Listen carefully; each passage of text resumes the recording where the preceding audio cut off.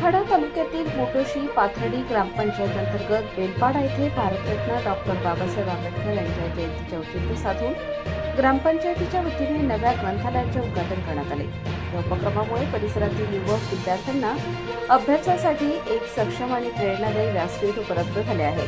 कार्यक्रमाचे उद्घाटन सरपंच ॲडव्होकेट तुकाराम पवार यांच्या शुभ हस्ते करण्यात आले।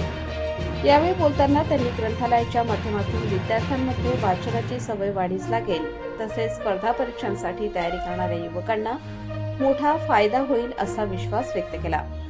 या कार्यक्रमास ग्रामपंचायत सदस्य साळूबाई गौरे, अंजना नावळे, सीता वाघमारे, जिजाबाई पवार, भाऊ पवार, बाळू दोरे तसेच ग्रामविकास अधिकारी श्यामसुंदर जाधव उपस्थित होते।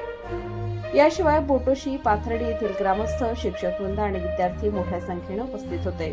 ग्रंथालयात विविध विषयांवरील पुस्तके, स्पर्धा परीक्षा मार्गदर्शक साहित्य तसेच शैक्षणिक साधने उपलब्ध करून देण्यात आली असून विद्यार्थ्यांच्या सर्वांगीण विकासासाठी हा उपक्रम उपयुक्त ठरणार आहे।